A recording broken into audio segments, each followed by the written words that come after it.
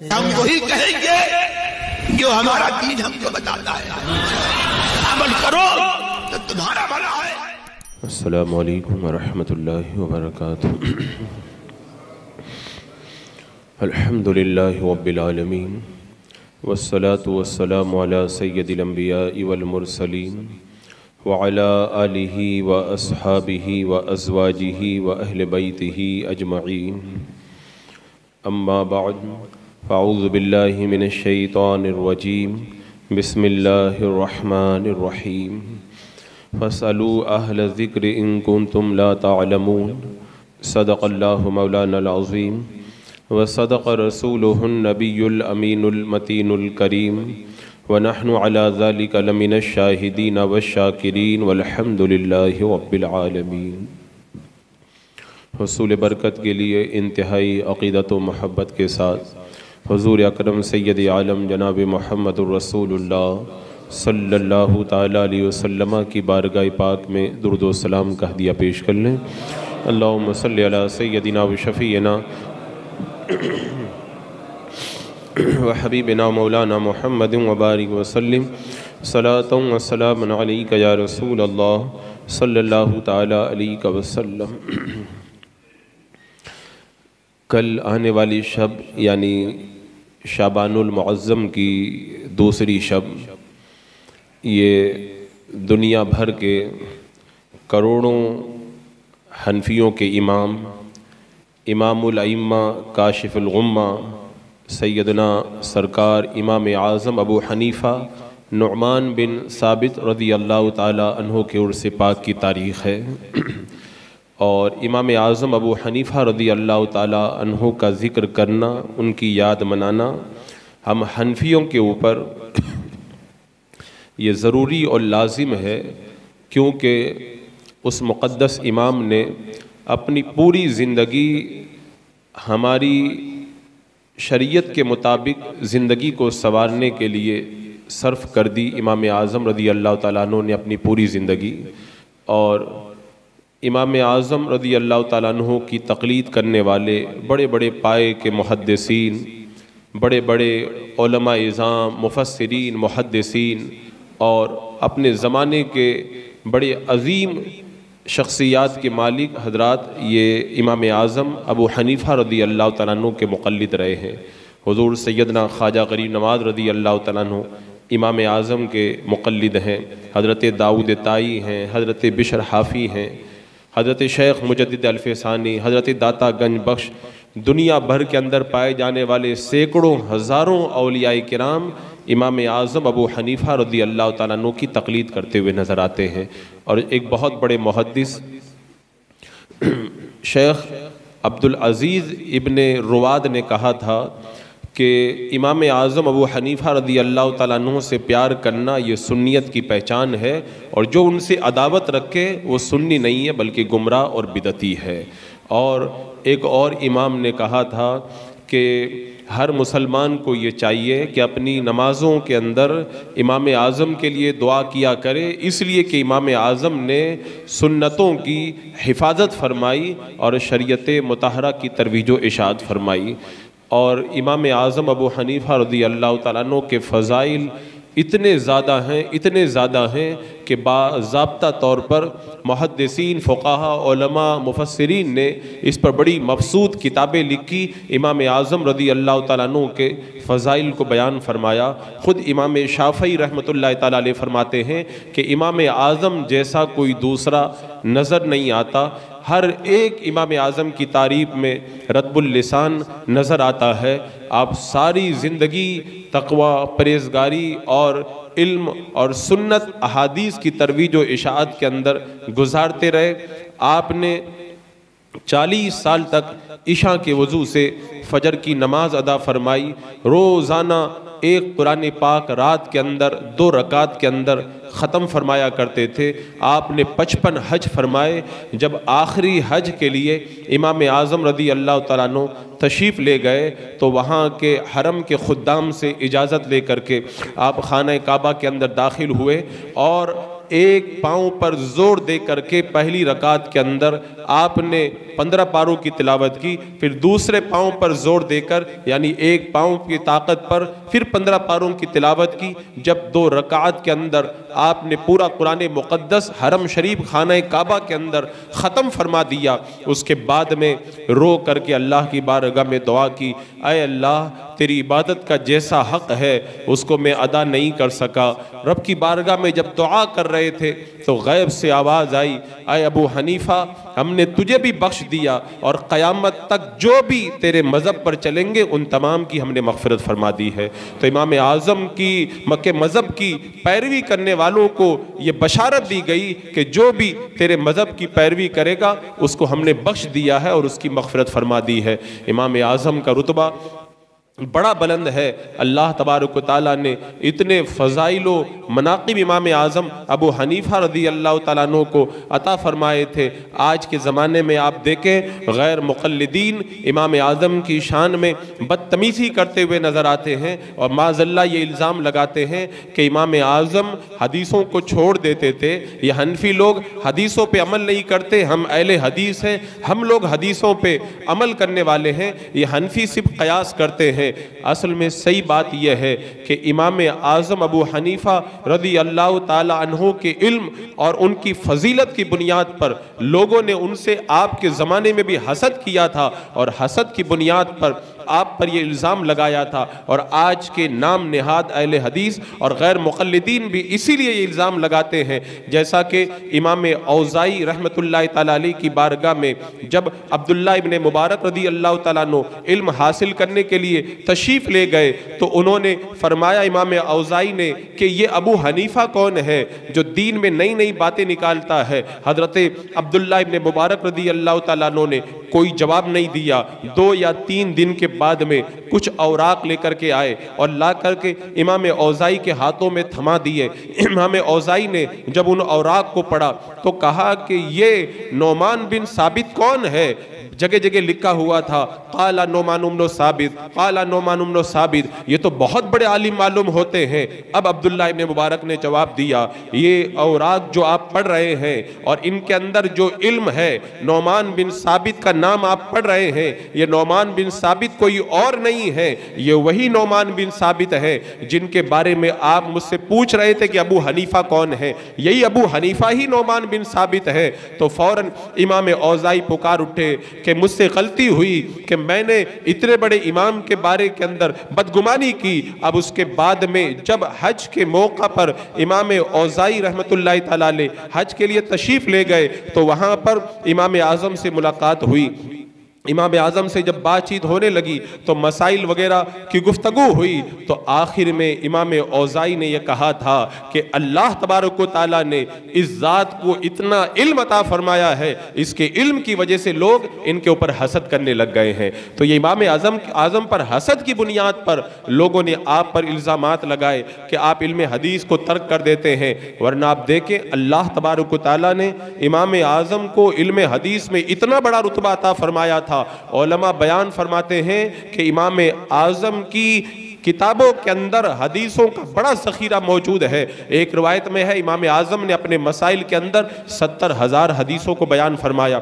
خود امام ابو یوسف رحمت اللہ تعالیٰ علیہ بیان فرماتے ہیں امام اعظم کی بارگاہ میں جب مسائل پر گفتگو ہوتی اور جب گفتگو ختم ہو جاتی میں پورے کوفہ کے اندر گھومتا اور معلوم کرتا، حدیثوں کے بارے میں سارے محدثین کے پاس میں جاتا اور جب امام اعظم سے آ کر کے بتاتا فلاں محدث نے یہ حدیث بیان کی، فلاں محدث نے یہ حدیث بیان کی، امام اعظم فرماتے یہ حدیث صحیح ہے، یہ حدیث صحیح نہیں ہے، یہ حدیث صحیح ہے، یہ حدیث صحیح نہیں ہے۔ امام ابو یوسف کہتے میں پوچھتا حضرت آپ کو کیسے پتا چلا؟ تو امام اعظم فرماتے پورے کوفہ کے علم کا عالم میں ہوں، اللہ نے مجھے یہ سارا علم عطا فرمایا ہے۔ اللہ نے ایسا علم حدیث عطا فرمایا تھا۔ یہ آج جو غیر مقلدین نام نہاد اہل حدیث بار بار بخاری بخاری کرتے ہیں، ان سے پوچھو بخاری شریف کے اندر 23 حدیثیں ایسی ہیں جن حدیثوں کے اوپر خود امام بخاری کو ناز ہے، اور وہ 23 ثلاثیات ہیں جو سب سے بڑی اور عالی سند ہے، امام بخاری کو ان حدیثوں پہ ناز ہے۔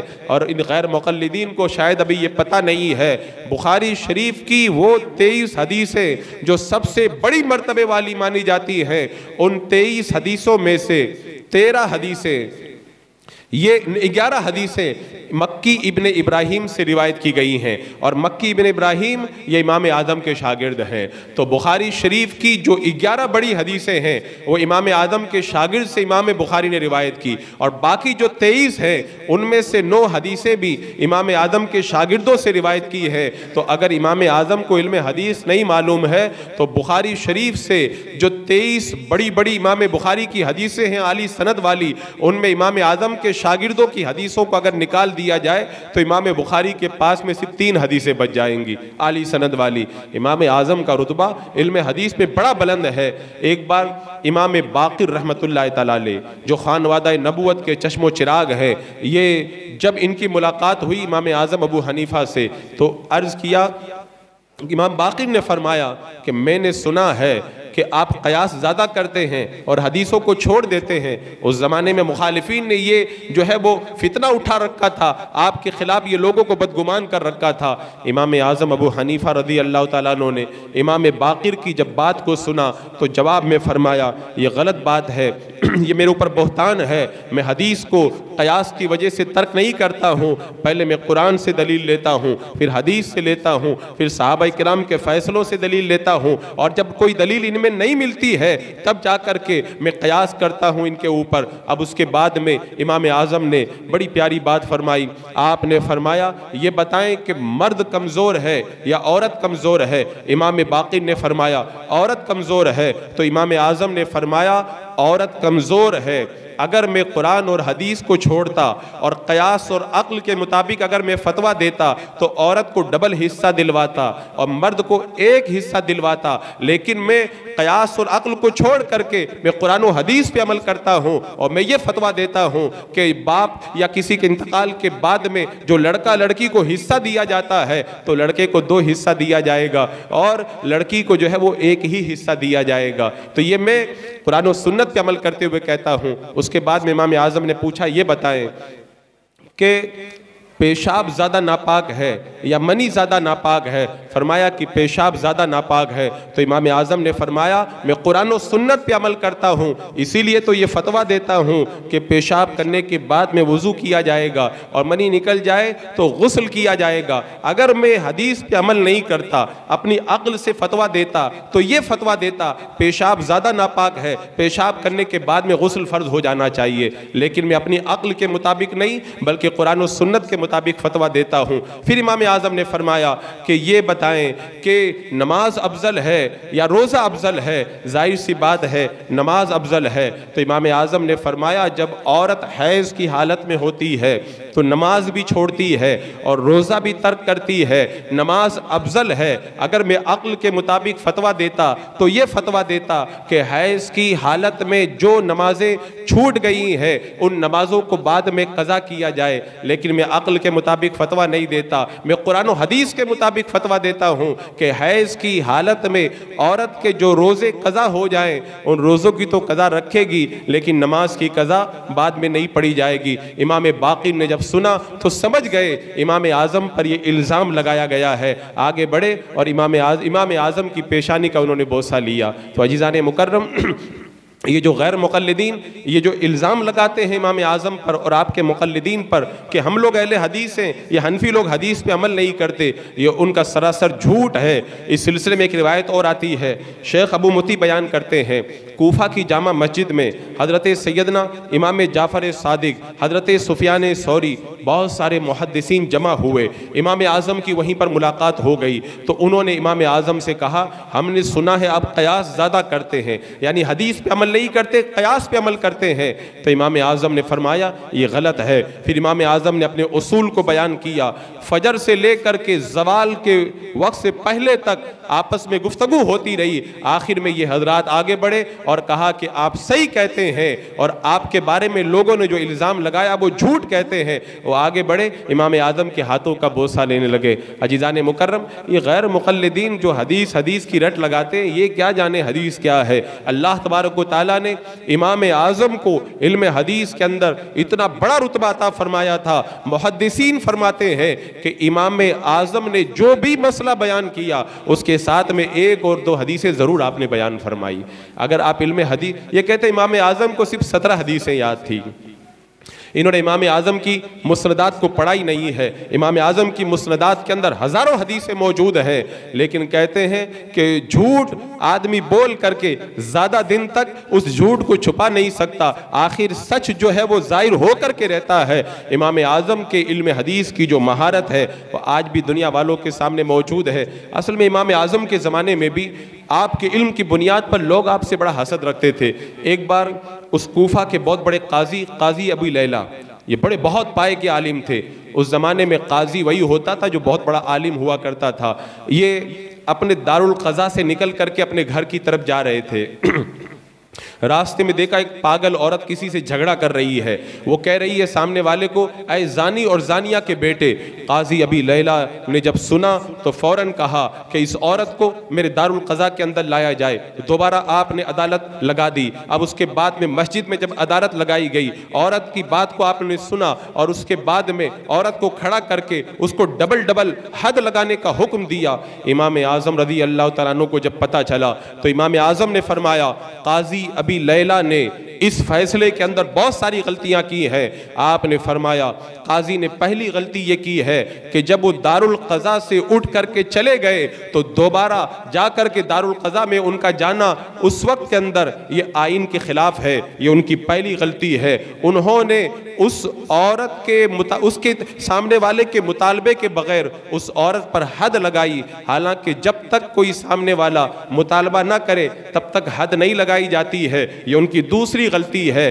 تیسری غلطی یہ ہے کہ انہوں نے مسجد کے اندر حد لگائی۔ مسجد میں حد لگانا یہ صحیح نہیں ہے۔ ان کی چوتھی غلطی یہ ہے کہ انہوں نے دو حدیں ایک ساتھ میں لگائی، حالانکہ ایک حد لگائی جاتی ہے، پھر جب وہ ٹھیک ہو جاتا ہے تو دوسری سزا دی جاتی ہے۔ یہ ان کی چوتھی غلطی ہے۔ اور ان کی پانچویں غلطی یہ ہے کہ انہوں نے عورت کو کھڑا کر کے حد لگائی۔ عورت کو کھڑا کر کے سزا نہیں دی جاتی ہے، اس کو بٹھا کر کے سزا دی جاتی ہے۔ امام اعظم کے اس فیصلے کی وجہ سے قاضی ابی لیلہ جلال میں آ گئے، گورنر کے پاس گئے اور گورنر کے پاس جا کر کے کہتے ہیں کہ ابو حنیفہ ہمارے فیصلوں پہ جرا کرتے ہیں، وہ فتنہ بپا کرتے ہیں، ان پر یہ پابندی عائد کر دی جائے، آج کے بعد میں وہ فتویٰ نہیں دیں گے۔ قاضی کوفہ کے گورنر کی طرف سے پابندی لگا دی گئی، امام اعظم فتویٰ نہیں دے سکتے۔ امام اعظم اپنے مکان کے اندر ہیں، آپ کی بیٹی آپ کی بارگاہ میں آئی اور آ کر کے کہا کہ ابا جان میں روزے کی حالت میں تھی اور روزے کی حالت میں میرے منہ سے خون نکلا، میں تھوکتی رہی، جب میرا تھوک کا رنگ بالکل سفید ہو گیا اس کے بعد میں میرے حلق کے نیچے اتر گیا، تو کیا میرا روزہ ٹوٹا کہ نہیں ٹوٹا؟ تو اس وقت امام اعظم نے فرمایا بیٹی تمہیں پتہ نہیں ہے، قاضی نے حکم دیا ہے، گورنر نے حکم دیا ہے، میں فتویٰ نہیں دے سکتا، میں گورنر کے حکم کے خلاف نہیں چلوں گا۔ اگر تمہیں فتویٰ پوچھنا ہے تو اپنے بھائی حماد سے جا کر کے فتویٰ پوچھو۔ بتاؤ اتنے بڑے پرہیزگار عالم کہ اگر گھر کی چار دیواری میں اگر بیٹی بھی مسئلہ پوچھ رہی ہے تو اس کو بھی جواب نہیں دیتے ہیں کہ امیر کی اطاعت کرنا یہ ضروری ہے، امیر کے حکم کے خلاف میں نہیں جا سکتا۔ لیکن جب بعد میں گورنر کو یہ احساس ہوا کہ امام اعظم کی طرح صحیح طور پہ فتویٰ دینے والا کوئی کوفہ کے اندر موجود نہیں ہے، تو آخر گورنر نے خود نے آپ پر جو پابندی لگائی تھی اس پابندی کو ہٹا دیا۔ تو عزیزان مکرم یہ وجہ ہے امام اعظم سے حسد کرنے کی۔ امام اعظم کے علم کے سامنے کسی کا چراغ جلتا ہوا نظر نہیں آتا تھا، تو امام اعظم سے لوگ حسد کرنے لگے۔ خود یزید بن ہارون بیان کرتے ہیں میں نے امام اعظم جیسا متقی اور پرہیزگار آج تک میں نے نہیں دیکھا۔ لوگوں نے ان سے کہا کہ آپ تو امام اعظم سے جو ہے وہ جلن رکھتے ہیں، آپ کیوں ایسی بات کہہ رہے ہیں؟ تو کہہ رہے پہلے میں امام اعظم کے بارے میں بدگمانی رکھتا تھا، ایک بار کیا ہوا میں نے دیکھا کہ دھوپ بڑی سخت تھی۔ امام اعظم سے کہا گیا کہ یہ دھوپ زیادہ سخت ہے، آپ مکان کے سائے کے اندر آ کر کے کھڑے ہو جائیں تاکہ آپ دھوپ سے بچ جائیں۔ تو اس وقت امام اعظم نے فرمایا اس مکان کا جو مالک ہے اس نے مجھ سے قرضہ لے کر کے رکھا ہے اور وہ میرا مقروض ہے، میں یہ جائز نہیں سمجھتا کہ جس کو میں نے قرضہ دیا ہے اس کے مکان کی چھت سے میں سایہ حاصل کروں، یہ مجھے گوارا نہیں ہے، میں اس کے مکان کے چھت کی سائے کے اندر ہرگز نہیں کھڑا ہو سکتا۔ اللہ نے ایسا پرہیزگار امام اعظم ابو حنیفہ رضی اللہ تعالی عنہ کو بنایا تھا۔ امام اعظم کی شان تو بڑی بلند ہے، امام اعظم کے 4000 یا 10,000 شاگرد ہیں، ان میں سے 40 وہ شاگرد ہیں جو بڑے پائے کے دردہ اجتہاد کے اوپر پہنچے ہوئے تھے، اللہ نے جن کو مجتہدین کا درجہ عطا فرمایا تھا۔ اور میں کہتا ہوں امام اعظم کی شان کے بارے میں کوئی کیا بات کرے، امام اعظم کے شاگردوں کی شان یہ ہے کہ امام اعظم کے شاگرد امام محمد کے بارے میں امام شافعی رحمۃ اللہ تعالی علیہ فرماتے ہیں آج تک میری نگاہوں نے امام محمد جیسا نہیں دیکھا۔ اور جب امام محمد بصرہ کی سرزمین پر ایک سواری پہ سوار ہو کے نکل رہے تھے، ایک یہودی نے دیکھا تو دیکھ کر کے کہنے لگا یا اللہ اتنا حسین و جمیل چہرہ، جب مسلمانوں کے چھوٹے محمد کا یہ حال ہے تو بڑے محمد کا کیا حال ہوگا۔ اس نے چہرہ دیکھا اور چہرہ دیکھ کے کلمہ پڑھ کے مسلمان ہو گیا۔ امام اعظم کے شاگردوں کی یہ شان ہے۔ خود امام محمد نے جب کتاب جامع کبیر لکھی، وہ کتاب جب ایک غیر مسلم کے پاس میں گئی، اس کتاب کو دیکھ کر کے وہ مسلمان ہو گیا کہ مسلمانوں کے چھوٹے محمد کی جب یہ شان ہے تو بڑے محمد کی شان کیا ہوگی۔ تو امام اعظم کو اللہ تبارک و تعالیٰ نے یہ مراتب عطا فرمائے تھے، رات بھر عبادت کے اندر بسر ہوتی۔ بتاتے ہیں جب رات کا وقت ہوتا امام اعظم جب عبادت کرتے تو آپ کی آنکھوں سے آنسوؤں کے قطرات ایسے ٹپکتے تھے جیسے بارش کے اندر پانی کے قطرے ٹپکا کرتے تھے۔ جس جگہ آپ نماز پڑھتے تھے وہ آنسوؤں سے تربتر ہو جاتی تھی، پوری رات عبادت کرتے۔ اور ایک راوی نے بیان کیا اگر کوئی امام اعظم کو آ کر کے یہ بتا دیتا کہ حضور آپ کی زندگی ختم ہونے والی ہے، 3 دن کے بعد میں آپ کا انتقال ہو جائے گا، تو اگر ہم کو کوئی آ کے بول دے تو ہم پوری طریقے سے عبادت میں لگ جائیں گے کہ 3 دن کے بعد تو ہمارا انتقال ہو جائے گا۔ لیکن امام اعظم کو اگر یہ بتا دیا جاتا کہ 3 دن کے بعد آپ انتقال کر جائیں گے تو امام اعظم پہلے سے اتنی عبادت کر رہے تھے، اگر کوئی آ کر بتا بھی دیتا تو آپ کی عبادت کے اندر کوئی اضافہ نہیں ہوتا، پہلے سے پورے طور پر عبادت میں لگے تھے۔ حضرت مسعر بن کدام خود بیان کرتے ہیں ایک بار میں نے سوچا کہ دیکھو امام اعظم کتنی عبادت کرتے ہیں، بولے میں فجر کے بعد میں مسجد میں گیا، میں نے دیکھا کہ اشراق کی نماز پڑھی امام اعظم نے، اشراق کی نماز پڑھنے کے بعد میں وہ پڑھانے کے اندر مگن ہو گئے، ظہر سے کچھ دیر پہلے آپ نے تھوڑی دیر آرام کیا اور ظہر کے بعد میں پھر پڑھانے میں مشغول ہو گئے، پھر ظہر سے عصر تک، عصر سے مغرب تک، مغرب سے عشاء تک پڑھاتے رہے۔ میں نے سوچا کہ بہت تھک گئے ہوں گے، اب گھر جائیں گے، جانے کے بعد میں آرام کریں گے۔ بولے میں پیچھے چپکے سے گیا، میں نے دیکھا کہ وہ گھر میں داخل ہوئے، اپنا لباس اتارا اور بہترین شاندار شاہانہ لباس پہنا اور بہترین لباس پہن کر کے دوبارہ اپنے گھر سے باہر نکلے، باہر سناٹا تھا، مسجد میں داخل ہوئے اور جا کر کے عبادت میں مصروف ہو گئے، یہاں تک کہ جب اذان کا وقت قریب ہوا دوبارہ مسجد سے نکل کر کے اپنے مکان میں گئے، وہ شاہانہ لباس اتار کر کے آ گئے اور پھر سادہ لباس پہن کر پھر مسجد میں آ گئے۔ اور میں نے سوچا کہ اب بہت تھک گئے ہیں، فجر بعد آرام کریں گے، فجر کے بعد میں پھر پڑھانے بیٹھ گئے، پورا دن پڑھاتے رہے۔ میں نے سوچا آج تو رات میں سوئیں گے، رات میں نے پھر دیکھا کہ گھر میں گئے، شاندار لباس پہنا، پھر پہن کر کے آئے اور رات بھر مسجد میں عبادت کرتے رہے۔ میں نے کہا کہ 2 دن ہو گئے، اب تو ان کو سونا چاہیے۔ تیسرے دن میں نے دیکھا کہ پھر وہی دن بھر پڑھانا، اور تیسری رات آئی تو میں نے دیکھا کہ پھر گھر میں اچھا لباس پہن کر کے آئے۔ اللہ کی بارگاہ میں جب حاضر ہوتے امام اعظم بہترین لباس پہنتے اور خوشبو ایسی لگاتے کہ دور دور سے آنے والوں کو پتہ چل جاتا اس راستے سے امام اعظم کا گزر ہوا ہے۔ اب 3 راتیں جب گزر گئی، مسعر بن کدام کہتے ہیں مجھے یقین ہو گیا اللہ تبارک و تعالیٰ نے امام اعظم کو جو رتبہ عطا فرمایا ہے، ان کے مراتب بڑے بلند ہیں۔ اب میں نے ارادہ کر لیا آج کے بعد میں امام اعظم کا دامن میں کبھی نہیں چھوڑوں گا، اور اللہ نے پھر مسعر بن کدام کو وہ رتبہ دیا کہ امام اعظم کی مسجد میں سجدے کی حالت میں حضرت مسعر بن کدام کا انتقال ہوا۔ عزیزان مکرم، امام اعظم کی شان کو اگر بیان کیا جائے تو میں کہتا ہوں گھنٹوں سنتے رہیں تب بھی اپنے امام کی عظمتوں سے آپ سیراب نہیں ہوں گے۔ ہر زمانے میں حاسدین رہتے ہیں۔ اس زمانے کے گورنر ابن حبیرہ نے امام اعظم کو بلایا اور بلا کر کے کہا آپ چیف جسٹس کا عہدہ قبول کر لیں۔ امام اعظم نے انکار کر دیا۔ اس نے ابن حبیرہ نے آپ کو جیل میں ڈال دیا، آپ پر کوڑے لگائے گئے۔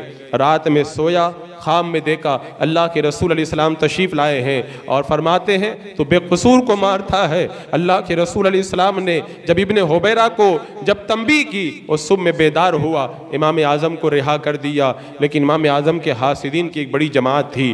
بعد میں عباسی خلیفہ منصور نے امام اعظم کو بلایا اور بلا کر کے کہا آپ قاضی بن جائیں، قاضی القضات بن جائیں، چیف جسٹس بن جائیں۔ آپ نے انکار کر دیا، کہا میں قسم کھاتا ہوں کہ میں نہیں بنوں گا۔ اس نے بادشاہ نے بھی قسم کھا لی، میں قسم کھاتا ہوں تمہیں بننا پڑے گا قاضی القضات۔ تو اس وقت کسی نے امام اعظم سے کہا کہ تم بادشاہ کے مقابلے میں قسم کھاتے ہو؟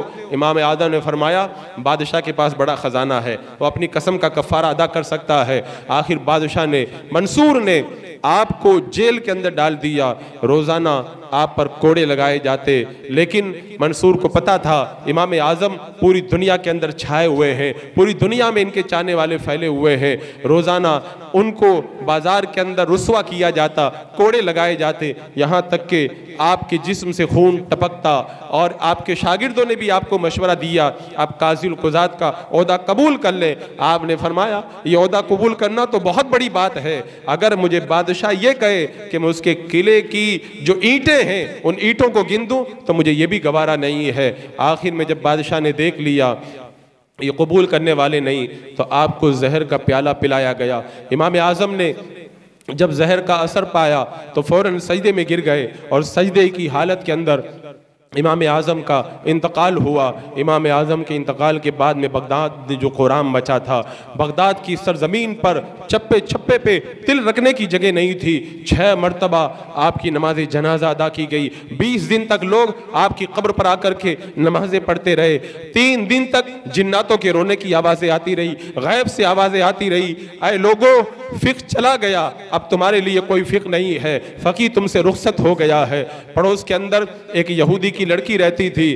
وہ کہتی تھی ابا جان یہ رات میں جو پڑوسی کے مکان پہ ایک درخت میں دیکھتی تھی وہ درخت نظر نہیں آتا، تو باپ نے کہا بیٹا تم جو درخت دیکھتی تھی وہ درخت نہیں ہے، وہ اصل میں مسلمانوں کے امام ابو حنیفہ تھے، وہ رات بھر نماز میں کھڑے رہتے تھے، تم اس کو درخت سمجھتی تھی، اے بیٹا اس درخت کو اب کاٹ دیا گیا ہے۔ امام شافعی رحمۃ اللہ تعالی علیہ بیان فرماتے ہیں جب بھی مجھے کوئی پریشانی پیش آتی ہے میں امام اعظم کے مزار پہ جاتا ہوں، 2 رکعت نماز پڑھتا ہوں، اللہ تبارک و تعالیٰ میری پریشانی کو دور فرما دیتا ہے۔ امام اعظم کے رتبے بڑے بلند ہیں۔